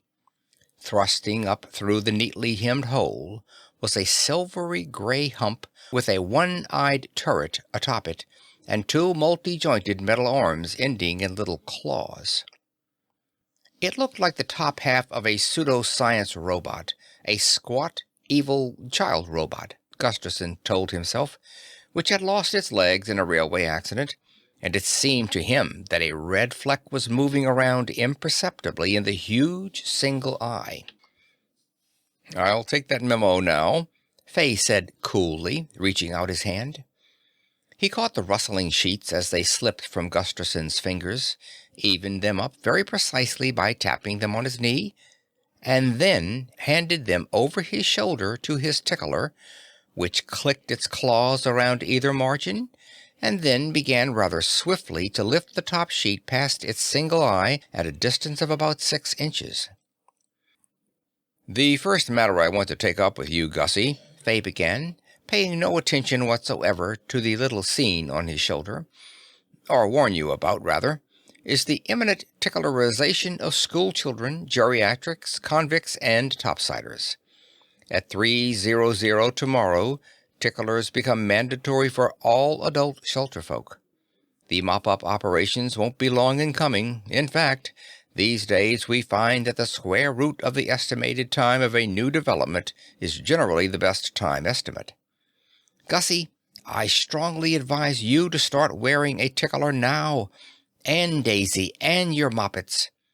If you heed my advice, your kids will have the jump on your class. Transition and conditioning are easy, since Tickler itself sees to it. Pooh Bah leafed the first page to the back of the packet, and began lifting the second past his eye, a little more swiftly than the first. "I've got a Mark 6 Tickler all warmed up for you," Fay pressed, "and a shoulder cape. You won't feel one bit conspicuous." He noticed the direction of Gusterson's gaze and remarked, "Fascinating mechanism, isn't it? Of course, 28 pounds are a bit oppressive, but then you have to remember it's only a way station to free-floating Mark 7 or 8. Pooh Bah finished page 2 and began to race through page 3. "But I wanted you to read it," Gusterson said bemusedly, staring. "Pooh Bah will do a better job than I could," Fay assured him. "Get the gist without losing the chaff." "But damn it, it's all about him," Gusterson said a little more strongly. "He won't be objective about it." "A better job," Fay reiterated, "and more fully objective. Pooh Bah's set for full praise. Stop worrying about it. He's a dispassionate machine, not a fallible, emotionally disturbed human misled by the will-o'-the-wisp of consciousness. Second matter, Microsystems is impressed by your contributions to Tickler and will recruit you as a senior consultant with a salary and thinking box as big as my own family quarters to match. It's an unheard-of high start, Gussie. I think you'd be a fool—" He broke off, held up a hand for silence, and his eyes got a listening look. Pooh Bah had finished page 6 and was holding the packet motionless. After about 10 seconds, Fay's face broke into a big fake smile. He stood up, suppressing a wince, and held out his hand. "Gussie," he said loudly, "I am happy to inform you that all your fears about Tickler are so much thistledown. My word on it. There's nothing to them at all. Pooh Bah's précis, which he's just given to me, proves it." "Look," Gusterson said solemnly, "there's one thing I want you to do. Purely to humor an old friend. But I want you to do it. Read that memo yourself." "Certainly I will, Gussie," Fay continued in the same ebullient tones. "I'll read it." He twitched and his smile disappeared. "A little later." "Sure," Gusterson said dully, holding his hands to his stomach. "And now, if you don't mind, Fay, I'm going home. I feel just a bit sick. Maybe the ozone and the other additives in your shelter air are too heady for me. It's been years since I tramped through a pine forest." "But, Gussie, you've hardly got here. You haven't even sat down. Have another martini. Have a seltzer pill. Have a whiff of oxy. Have a—" "No, Fay, I'm going home right now. I'll think about the job offer. Remember to read that memo." "I will, Gussie. I certainly will. You know your way? The button takes you through the wall. Bye now." He sat down abruptly and looked away. Gusterson pushed through the swinging door. He tensed himself for the step across onto the slowly moving reverse ribbon. Then, on an impulse, he pushed ajar the swinging door and looked back inside. Fay was sitting as he left him, apparently lost in listless brooding. On his shoulder, Pooh Bah was rapidly crossing and uncrossing its little metal arms, tearing the memo to smaller and smaller shreds. It let the scraps drift slowly toward the floor and oddly writhed its three-elbowed left arm. And then Gusterson knew from whom, or rather from what, Fay had copied his new shrug. End of Part 6. Part 7. When Gusterson got home, toward the end of the second dog watch, he slipped aside from Daisy's questions and set the children laughing with a graphic enactment of his slide-standing technique and a story about getting his head caught in a thinking box built for a midget physicist. After supper, he played with Imogene, Iago, and Claudius until it was their bedtime, and thereafter was unusually attentive to Daisy, admiring her fading green stripes, though he did spend a while in the next apartment where they stored their outdoor camping equipment. But the next morning he announced to the children that it was a holiday, the feast of St. Gusterson, and then took Daisy into the bedroom and told her everything. When he'd finished, she said, "This is something I've got to see for myself." Gusterson shrugged. "If you think you've got to, I say we should head for the hills right now. One thing I'm standing on, the kids aren't going back to school." "Agreed," Daisy said. "But, Gusterson, we've lived through a lot of crazy things without leaving home altogether. We lived through the Everybody 6 Feet Underground by Christmas campaign, and the robot watchdog craze, when you got your left foot half chewed off. We lived through the venomous bats and indoctrinated saboteur rats and the hypnotized monkey paratrooper scares. We lived through the voice of safety and anti-communist Summono instruction and rightist pills and jet-propelled vigilantes. We lived through the cold out, when you weren't supposed to turn on a toaster for fear its heat would be a target for prowl missiles, and when people with fevers were unpopular. We lived through— Gusterson patted her hand. "You go below," he said. "Come back when you've decided this is different. Come back as soon as you can, anyway. I'll be worried about you every minute you're down there." When she was gone, in a green suit and hat to minimize, or at least justify, the effect of the faded stripes, Gusterson doled out to the children provender and equipment for a camping expedition to the next floor. Iago led them off in a stealthy Indian file. Leaving the hall door open, Gusterson got out his .38 and cleaned and loaded it, meanwhile concentrating on a chess problem with the idea of confusing a hypothetical psionic monitor. By the time he had hid the revolver again, he heard the elevator creaking back up. Daisy came dragging in without her hat, looking as if she'd been concentrating on a chess problem for hours herself and just now given up. Her stripes seemed to have vanished. Then Gusterson decided this was because her whole complexion was a touch green.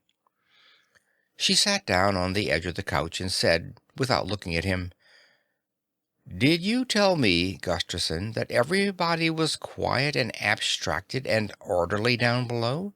Especially the ones wearing ticklers, meaning pretty much everybody?" "I did," he said. "I take it that's no longer the case? What are the new symptoms?" She gave no indication. After some time she said, "Gusterson, do you remember the Doré illustrations in the Inferno? Can you visualize the paintings of Hieronymus Bosch with the hordes of proto-Freudian devils tormenting people all over the farmyard and city square? Did you ever see the Disney animations of Mogorsky's Witches' Sabbath music? Back in the foolish days before you married me, did that drug-addicted girlfriend of yours ever take you to a genuine orgy?" "As bad as that, eh?" She nodded emphatically, and all of a sudden shivered violently. "Several shades worse," she said. "Oh, if they decide to come topside." She shot up. "Where are the kids?" "Upstairs, camping in the mysterious wilderness of the 21st floor," Gusterson reassured her. "Let's leave 'em there until we're ready to—" He broke off. They both heard the faint sound of thudding footsteps. "They're on the stairs," Daisy whispered, starting to move toward the open door. "But are they coming from up or down?" "It's just one person," judged Gusterson, moving after his wife. "Too heavy for one of the kids." The footsteps doubled in volume and came rapidly closer. Along with them there was an agonized gasping. Daisy stopped, staring fearfully at the open doorway. Gusterson moved past her, then he stopped too. Fay stumbled into view and would have fallen on his face, except he clutched both sides of the doorway halfway up. He was stripped to the waist. There was a little blood on his shoulder. His narrow chest was arching convulsively, the ribs standing out starkly, as he sucked in oxygen to replace what he'd burned up running up 20 flights. His eyes were wild. They've taken over, he panted. Another gobbing breath. Gone crazy. 2 more gasps. Gotta stop 'em. His eyes filmed. He swayed forward. Then Gusterson's big arms were around him and he was carrying him to the couch. Daisy came running from the kitchen with a damp, cool towel. Gusterson took it from her and began to mop Fay off. He sucked in his own breath as he saw that Fay's right ear was raw and torn. He whispered to Daisy, "Look at where the thing savaged him." The blood on Fay's shoulder came from his ear. Some of it stained a flush skin plastic fitting that had 2 small valved holes in it, and that puzzled Gusterson until he remembered that Moodmaster tied into the bloodstream. For a second he thought he was going to vomit. The dazed look slid aside from Fay's eyes. He was gasping less painfully now. He sat up, pushing the towel away, buried his face in his hands for a few seconds, then looked over the fingers at the 2 of them. "I've been living in a nightmare for the past week," he said in a taut, small voice. "Knowing the thing had come alive and trying to pretend to myself that it hadn't. Knowing it was taking charge of me more and more. Having it whisper in my ear over and over again in a cracked little rhyme that I could only hear every 100th time. Day by day, in every way, you're learning to listen and obey. Day by day." His voice started to go high. He pulled it down and continued harshly. "I ditched it this morning when I showered. It let me break contact to do that. It must have figured it had complete control of me, mounted or dismounted. I think it's telepathic. And then it did some, well, rather unpleasant things to me late last night. But I pulled together my fears and my will, and I ran for it. The sidewalks were chaos. The Mark 6 Tickler showed some purpose, though I couldn't tell you what, but as far as I could see, the Mark 3s and 4s were just cooching their mounts to death. Chinese feather torture. Giggling, gasping, choking, gales of mirth. People are dying of laughter. Ticklers, the irony of it. It was the complete lack of order and sanity that let me get topside. There were things I saw." Once again his voice went shrill. He clapped his hand to his mouth and rocked back and forth on the couch. Gusterson gently but firmly laid a hand on his good shoulder. "Steady," he said. "Here, swallow this." Fay shoved aside the short, brown drink. "We've got to stop them," he cried. "Mobilize the topsiders. Contact the wilderness patrols and man satellites. Pour ether in the tunnel air pumps. Invent and crash manufacture missiles that will home on ticklers without harming humans. SOS Mars and Venus. Dope the shelter water supply. Do something. Gussie, you don't realize what people are going through down there every second." "I think they're experiencing the ultimate in outer directedness," Gusterson said gruffly. "Have you no heart?" Fay demanded. His eyes widened, as if he were seeing Gusterson for the first time. Then, accusingly, pointing a shaking finger, "You invented the tickler, George Gusterson. It's all your fault. You've got to do something about it." Before Gusterson could retort to that, or begin to think of a reply, or even assimilate the full enormity of Fay's statement, he was grabbed from behind and frog-marched away from Fay and something that felt remarkably like the muzzle of a large caliber gun was shoved in the small of his back. Under cover of Faye's outburst, a huge crowd of people had entered the room from the hall, 8 to be exact. But the weirdest thing about them to Gusterson was that from the first instant he had the impression that only one mind had entered the room, and that it did not reside in any of the 8 persons, even though he recognized 3 of them, but in something that they were carrying. Several things contributed to this impression. The 8 people all had the same blank expression, watchful yet empty-eyed. They all moved in the same slithery crouch, and they had all taken off their shoes. Perhaps, Gusterson thought wildly, they believed he and Daisy ran a Japanese flat. Gusterson was being held by 2 burly women, one of them quite pimply. He considered stamping on her toes, but just at that moment the gun dug in his back with a corkscrew movement.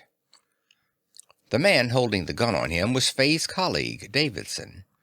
Some yards beyond Faye's couch, Kester was holding a gun on Daisy, without digging it into her, while the single strange man holding Daisy herself was doing so quite decorously, a circumstance which afforded Gusterson minor relief, since it made him feel less guilty about not going berserk. 2 more strange men, one of them in purple lounging pajamas, the other in the gray uniform of a slidewalk inspector, had grabbed Faye's skinny upper arms, one on either side, and were lifting him to his feet, while Faye was struggling with such desperate futility and gibbering so pitifully that Gusterson momentarily had second thoughts about the moral imperative to go berserk when menaced by hostile forces. But again the gun dug into him with a twist. Approaching Faye face on was the 3rd micro-man Gusterson had met yesterday, Hazen. It was Hazen who was carrying, quite reverently or solemnly, or at any rate very carefully, the object that seemed to Gusterson to be the mind of the little storm troop presently desecrating the sanctity of his own individual home. All of them were wearing ticklers, of course. The 3 micro-men, the heaviest emergent Mark 6s, with their clawed and jointed arms and monocular cephalic turrets. The rest lower-numbered marks of the sort that merely made Richard III humps under clothing. The object that Hazen was carrying was the Mark 6 tickler Gusterson had seen Faye wearing yesterday. Gusterson was sure it was Pooh-Bah, because of its air of command, and because he would have sworn on a mountain of Bibles that he recognized the red fleck lurking in the back of its single eye. And Pooh-Bah alone had the aura of full conscious thought. Pooh-Bah alone had mana.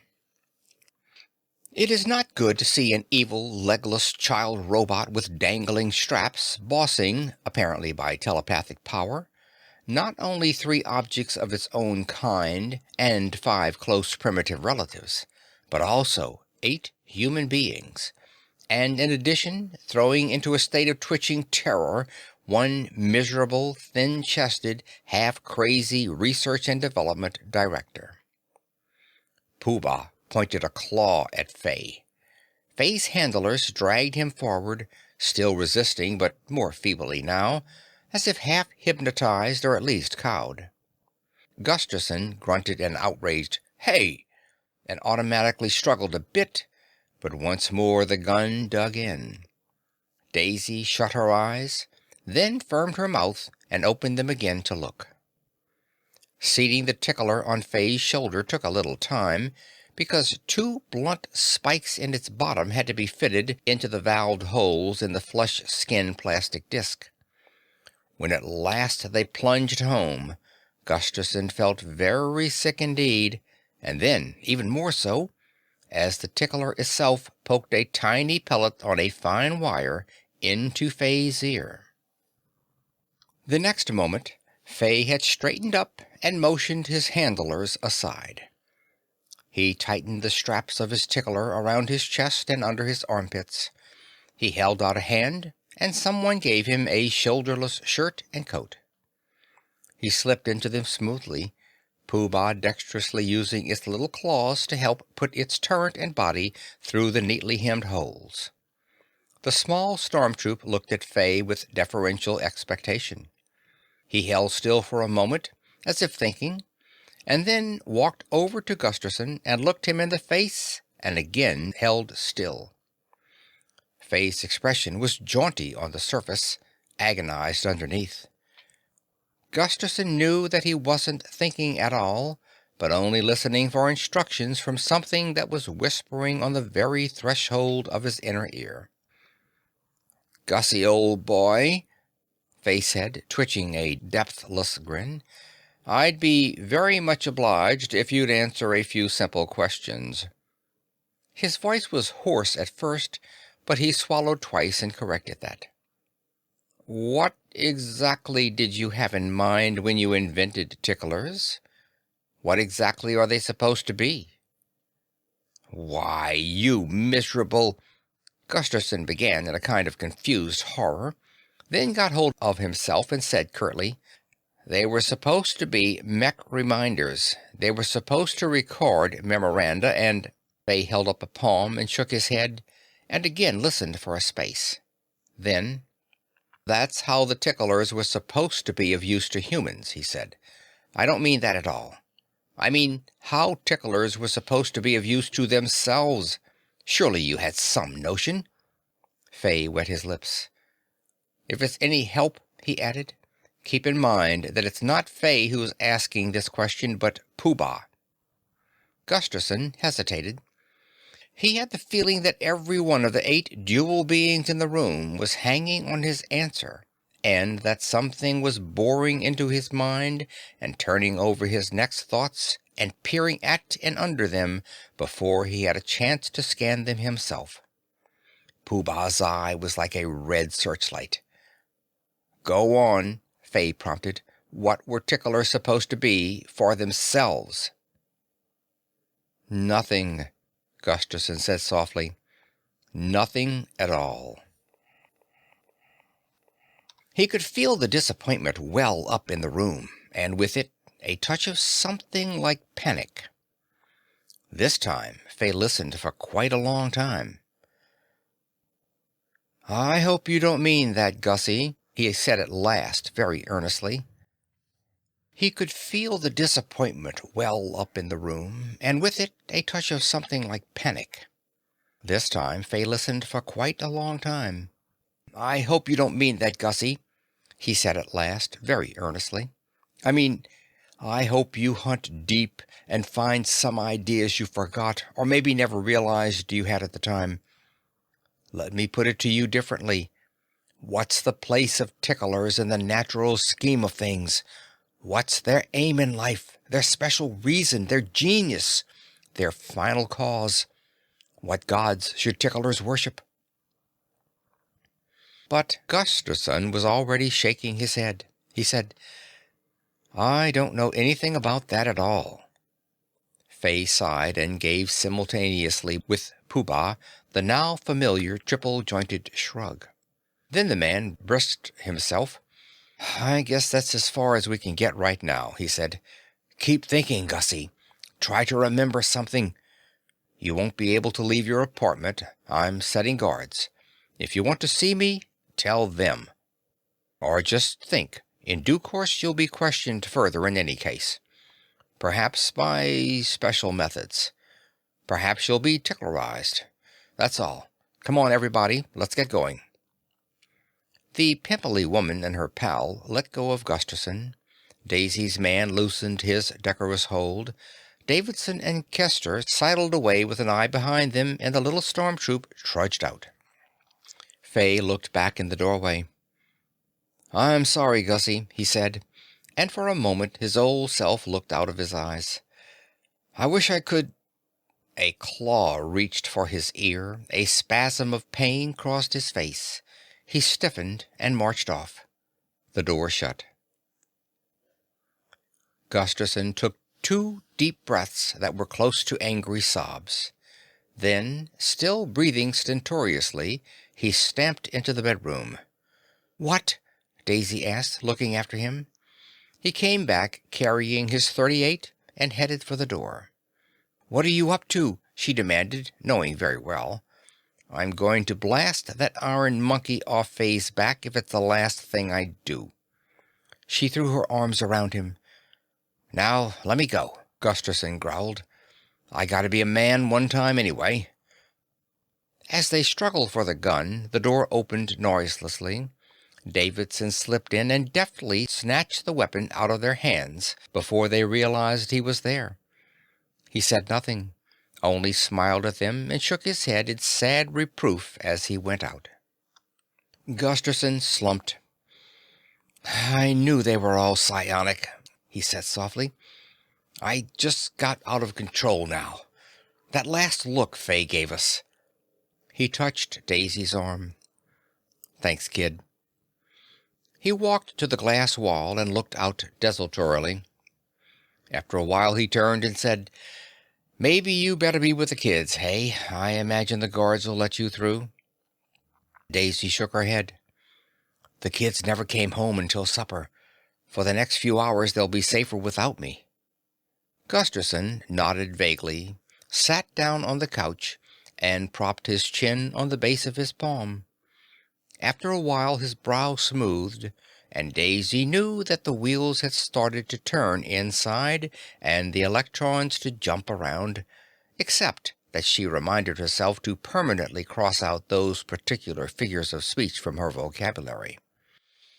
After about half an hour, Gusterson said softly, "I think the Ticklers are so psionic that it's if they just had one mind. If I were with them very long, I'd start to be part of that mind. Say something to one of them, and you say it to all." 15 minutes later. "They're not crazy. They're just newborn. The ones that were creating a cooching chaos downstairs were like babies, kicking their legs and waving their eyes, trying to see what their bodies could do. Too bad their bodies are us." 10 minutes more. "I gotta do something about it. Faye's right. It's all my fault. He's just the apprentice. I'm the old sorcerer himself." 5 minutes more, gloomily. "Maybe it's man's destiny to build live machines and then bow out of the cosmic picture. Except the Ticklers need us, damn it, just like nomads need horses." Another 5 minutes.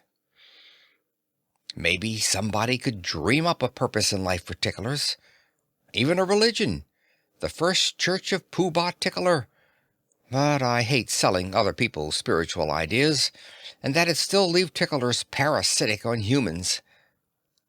As he murmured those last words, Gusterson's eyes got wide as a maniac's, and a big smile reached for his ears. He stood up and faced himself toward the door. "What are you intending to do now?" Daisy asked flatly.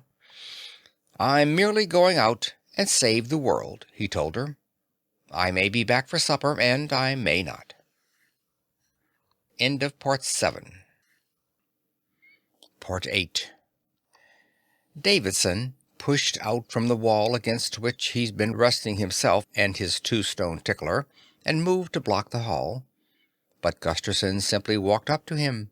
He shook his hand warmly and looked his tickler full in the eye and said in a ringing voice, "Ticklers should have bodies of their own." He paused and then added casually, "Come on, let's visit your boss."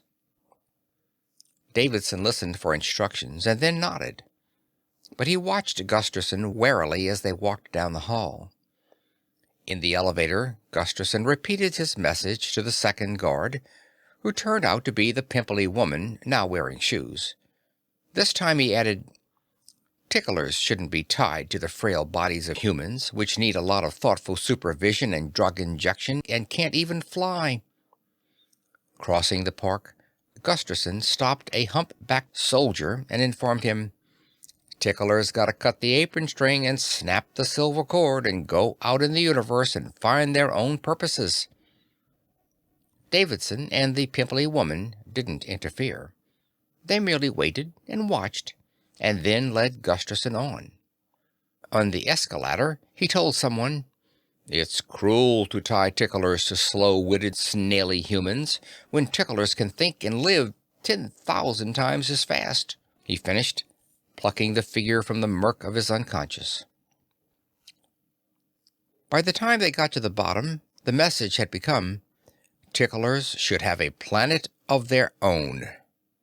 They never did catch up with Faye, although they spent 2 hours skimming around on slidewalks under the subterranean stars, pursuing rumors of his presence.